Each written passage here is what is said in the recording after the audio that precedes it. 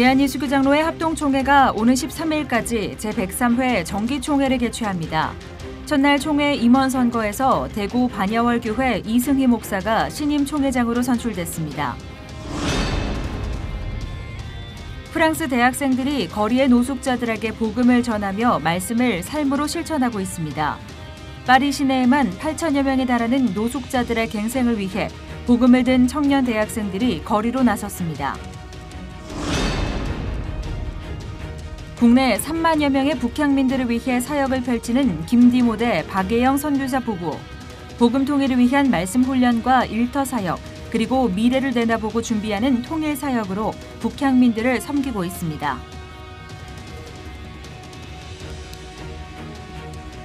여러분 안녕하십니까? 지난주 상도초등학교와 유치원 붕괴 사고는 많은 사람들에게 경각심을 갖게 했습니다. 가장 큰 문제는 지난 4월부터 붕괴 위험 경고가 있었는데도 그게 무시됐다는 것이었는데요. 무슨 일이 일어나기 전에는 어떤 모양으로든 경고 사인이 나타나게 됩니다. 위험을 감지하게 하는 여러 사인들, 우리 신앙에서도 예민하게 감지해야겠습니다. 대한예수교 장로회 합동이 지난 10일 대구 반야월교회에서 제103회 정기총회의 막을 열었습니다. 총회 첫날 임원 선거에서 총회장에 대구 반야월교회 이승희 목사가 선출됐습니다. 조홍현 기자가 보도합니다. 이번 103회기 총회장으로 추대돼 당선된 이승희 총회장은 취임사를 통해 새로운 시대의 모습을 방관하고 있는 한국교회와 교단이 이제는 변화해야 한다며 총신대 정상화와 함께 총회 개혁을 반드시 이루는 총회장으로 나아가겠다고 밝혔습니다. 누군가 이 변화의 문빗장을 열어야 합니다. 제가 그 일에 앞장을 서겠습니다. 쉽지 않을 것입니다. 시행착오도 있을 것이고 조직적인 저항도 분명히 있을 것으로 생각합니다. 그러나 그럼에도 불구하고 반드시 총회는 새롭게 변해야 합니다. 경합이 벌어졌던 목사 부총회장 선거에서는 꽃동산교회 김종준 목사가 총 1,431표 중 720표를 얻어 당선됐습니다. 이어 장로 부총회장으로는 가장축복교회 강희창 장로가 단독 후보로 선출됐습니다.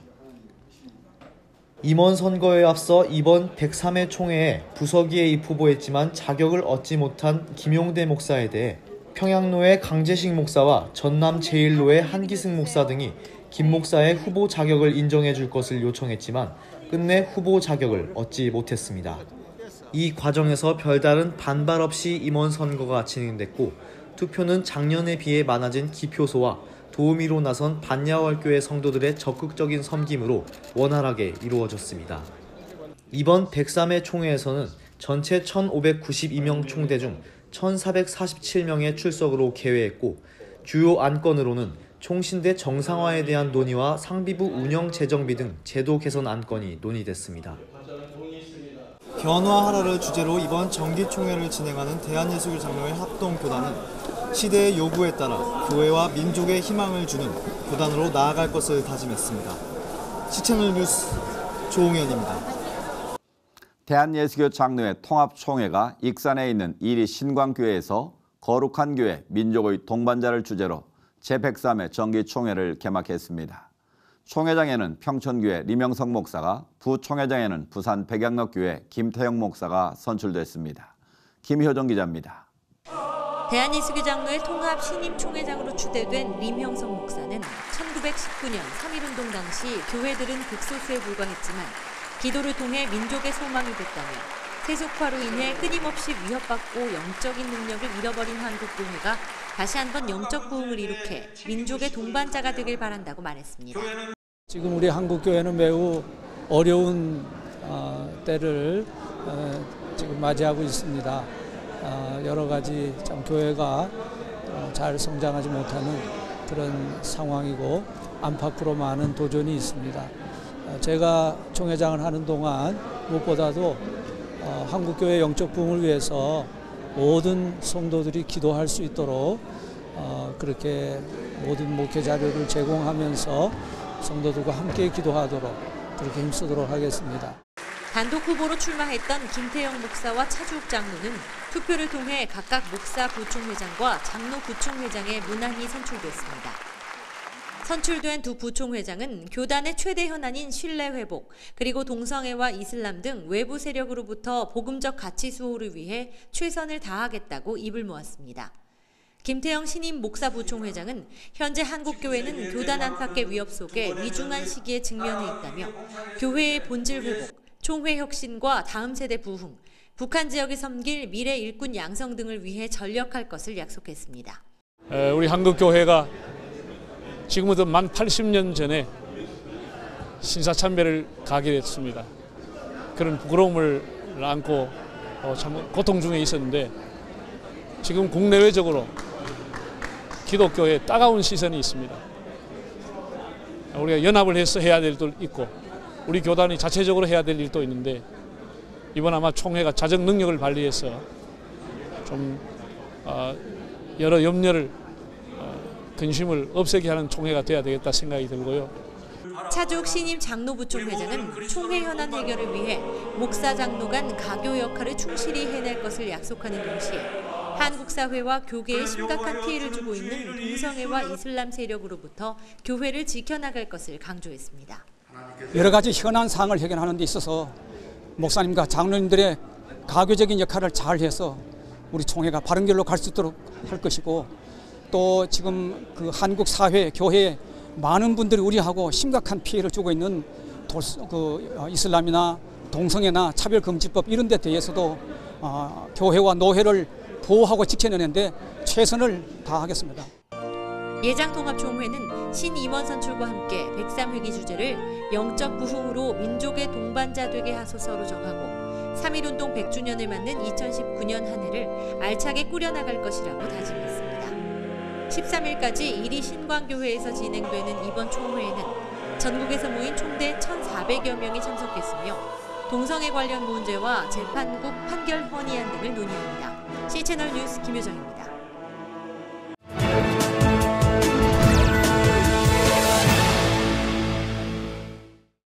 이번에는 나라밖 소식입니다. 일상 속에서 만나는 모든 것이 선교의 도구가 됩니다. 중국의 한 카페 주인은 찾아오는 손님들에게 복음을 전하면서 커피 이상의 것을 맛보게 한다는데요. 중국에서 전해온 소식입니다. Wei Hanye is a native Beijinger. Since 19, he devoted himself into the coffee business. For so long, he was fascinated by the unique smell and delicious flavor. The first time I tasted coffee, I was drawn to the flavor. It's something I had never tasted before. Starbucks was still new to China back then. Chinese people didn't understand how to appreciate this Western drink. Wei was determined to learn more about coffee. He learned how to make it and came up with his own unique recipes. I was so eager to pursue my own passion, but it was not easy. When I faced setbacks, I was frustrated. I knew I could do it, but somehow couldn't make it right.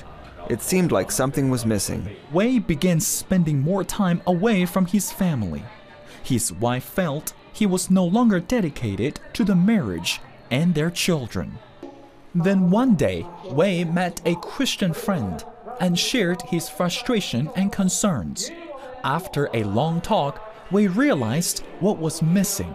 He became interested in going to church and he made a decision. The same day, before going to bed, I gave my life to Jesus. I wanted him to help me to become a successful coffee maker. I couldn't do it alone. Wei took the opportunity to open his own shop in one of the most popular areas of Beijing. His business grew, and he started riding a bike delivering coffee to his customers. It's like God suddenly opened a faucet. People started to come to my coffee shop. I was overwhelmed by blessings and provision. He taught me so much over the years. Being the coffee shop owner more than 10 years, Wei was grateful about what God has provided for him. Gradually, he began to invite his customers to listen to his story, as well as encouraging young people in China to know about Jesus Christ. People always ask me how I became successful today. It's important for them to hear my stories. It's not about me. God did it for me. Every Friday night, Wei holds Bible study at his coffee shop. He is not afraid of people asking questions. He's passionate about sharing the gospel with everyone who comes in. Wei is a great teacher. He's very patient when explaining different books of the gospel to us. His stories about God touched me. Trying to make a living in large cities like Beijing and Shanghai, it's not easy. Wei sees more Chinese millennials are flooding to Beijing to pursue their dreams. He's planning to open up more coffee shops around the nation. The purpose is to invite more coffee lovers to his store and give them a chance to know how great his God is. Being successful is not easy, but everyone has the opportunities to achieve their dreams by knowing God and following His principles. Mengfei Li, CBN News, Beijing, China. 전 세계 교회들이 가장 공을 들여 준비하고 기도해야 하는 것이 바로 다음 세대 사역일 텐데요. 노숙인을 섬기는 사역에 청년 대학생들이 직접 나서는 곳이 있습니다. 프랑스 파리에서 일어나고 있는 일인데요. 현지 허은선 선교사님 전화 연결해서 관련 말씀 들어보겠습니다. 선교사님, 파리에서 대학생 청년들과 함께 노숙자를 섬기는 사역을 이어오고 계신데 어떻게 지내고 계신지요? 네, 노숙자 섬김을 2011년도부터 파리에 있는 대학교들이 있는데 그 대학교에 복음을 전하고 그 복음을 전한 청년들을 제자로 양육하면서 파리 시내로 나가서 복음을 전하고 있어요. 그리고 노숙자분들을 섬기고 있는 계기가 된 거고요. 그 청년들하고 제자로 양육하기 위해서요. 그리고 청년들이 이제 말씀을 듣고 배우고 그것들을 도시로 나가서 그분들과 친구가 되는 과정에서 참 많은 것들을 배우고 있습니다. 그래서 청년들이 실제로 말씀을 어떻게 살아야 되는지, 이웃을 어떻게 섬겨야 되는지, 그리고 알지 못한 새로운 사람과 어떻게 친구가 되는지 많은 것들을 배우게 되는 중요한 계기가 됩니다. 그리고 때로는 믿지 않는 친구들도 저희 그 노숙자 섬김에 같이 동참을 해서 같이 섬기기도 하는데요. 가끔은 뭐 종교를 초월해서 저희가 국가에 등록을 했기 때문에 그 실습이나 사회 봉사 활동 이런 것을 명목으로 저희와 같이 섬기고 있는 청년들도 가끔 있습니다. 어느 나라나 도시 주변에는 노숙인들이 존재하는데 파리의 현재 상황 어떻습니까? 파리는 남자 성인만 8천여 명인데 거기에 여자와 어린이, 난민까지 합하면 그 인원이 상당히 많고요. 남자 외 여자 그리고 어린이까지 치면 13,000명이라는 통계가 있고요. 그리고 요즘엔 난민까지 합해서 수만 명이 된다는 통계가 있는데 그 통계가 조금씩 다르기는 하지만 몇 년 사이에 두세 배로 처음 1년 사이에 이게 2배가 됐는데 지금은 3배가 된 상태로 봅니다. 네, 이러한 노숙인 사역이 함께하는 청년 대학생들에게도 매우 의미 있는 일이 될 것 같은데 어떻습니까? 예, 노숙자 섬김을 처음 하는 친구들은 너무 많이 두려워합니다. 왜냐하면 노숙자 분들 중에는 알코올 중독자들도 있고 마약을 하시는 분들도 있고 그리고 약간 정신적인 문제가 있는 분들도 계시거든요. 근데 모든 분들이 다 그런 건 아닌데 처음에는 두려워했던 그 청년들이 그분들과 가까이 지내고 대화를 해보고 삶을 들어보면 나중에는 정말 스스로 찾아가고 도와주고 이야기를 들어줄 수 있는 그 단계까지 가는 걸 많이 봤습니다. 또 노숙자분들이 때로는 그 친구가 된 청년들을 그 같은 시간에 같은 자리에서 기다리기도 합니다. 왜냐하면 먹을 걸 주고 가는 사람들은 가끔 있지만 그분들의 이야기를 들어주는 사람들이 없기 때문에요. 친구를 위해서 목숨을 주는 것보다 더 큰 사랑이 없다고 예수님께서 말씀하셨는데요. 노숙자를 같이 섬기는 그 모든 청년들이 정말 그 큰 사랑을 경험할 수 있었으면 좋겠습니다. 그게 또 저의 기도 제목이고 청년들이 하나님을 그래서 더 알아갔으면 좋겠습니다. 네, 귀한 사역을 통해서 청년들은 물론 노숙자들의 삶이 변화되고 갱생의 길을 찾을 수 있게 되길 저희도 함께 기도하겠습니다. 선교사님 말씀 감사합니다. 네, 감사합니다.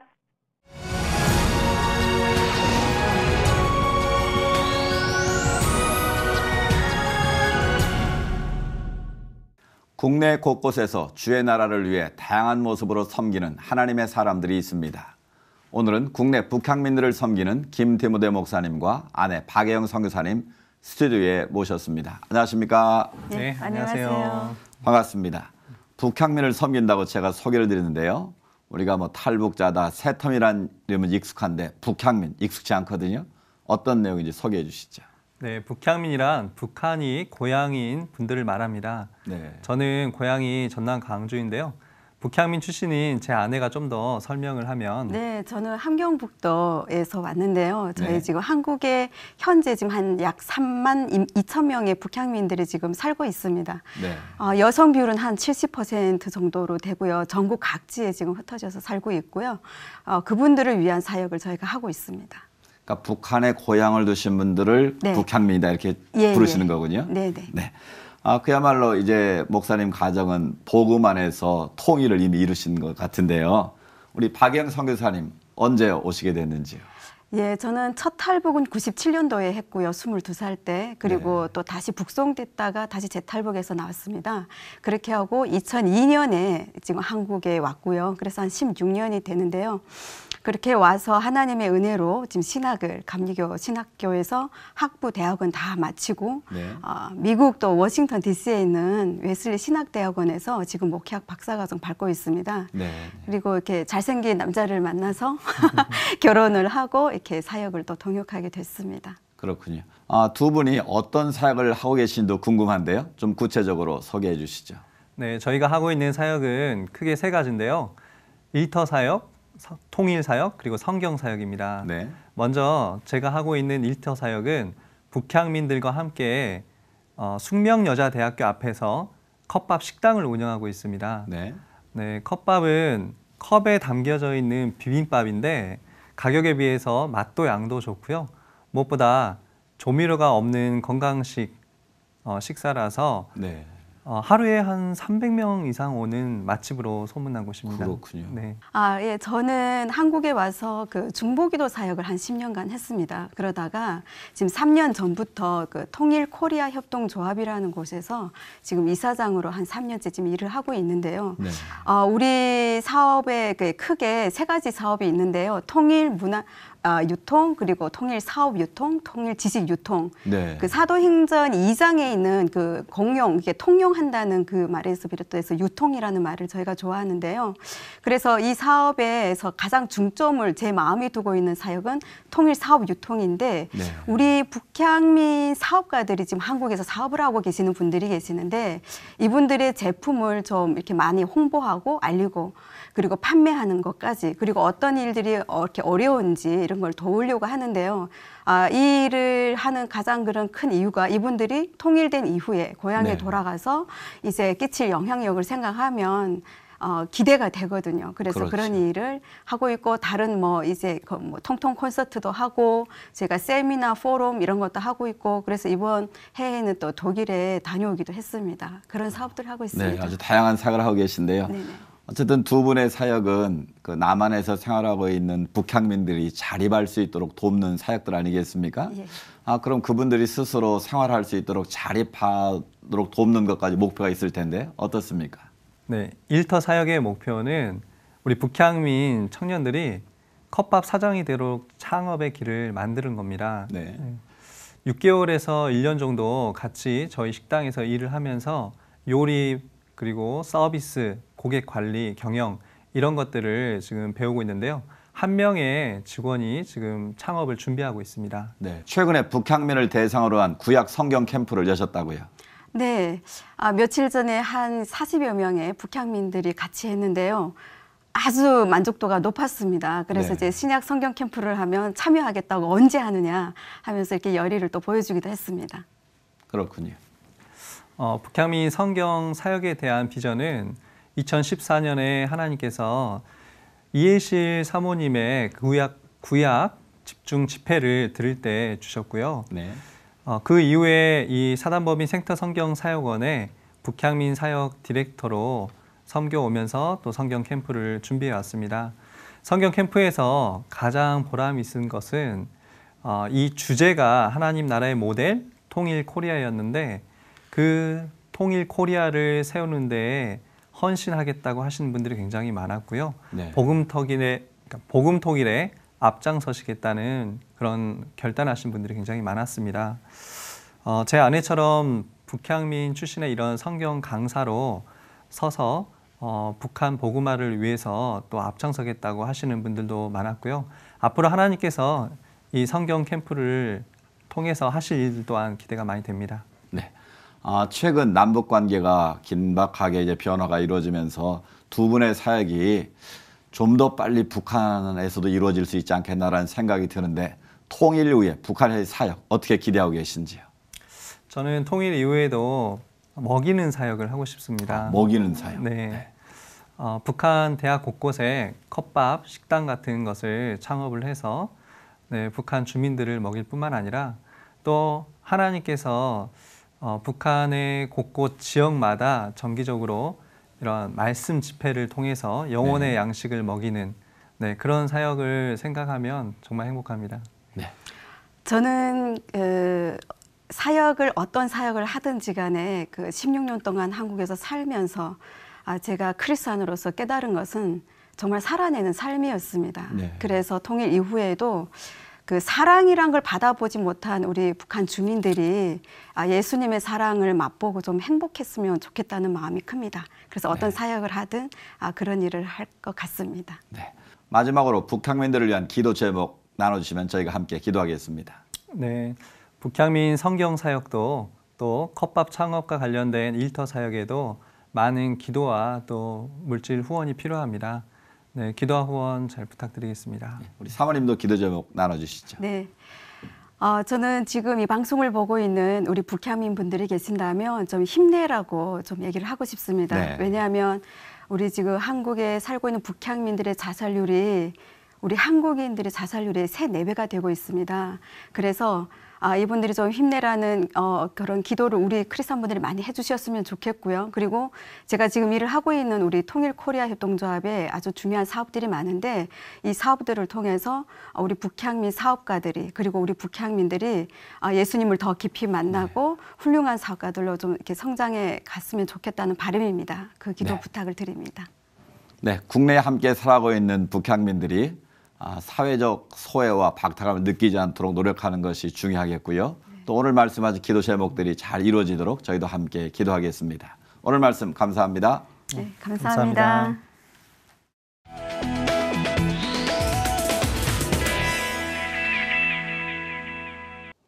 9월부터 새롭게 시행된 정책들이 있습니다. 특별히 자동차 전 좌석 안전띠 의무화 등 도로교통법 관련 내용들이 꽤 있는데요. 그 가운데 범칙금이 부과되는 사항들도 있습니다. 운전하시는 분들은 꼭 한번 찾아 확인해 보시면 좋겠습니다. 오늘 순서는 여기까지입니다. 시청해주신 여러분 고맙습니다.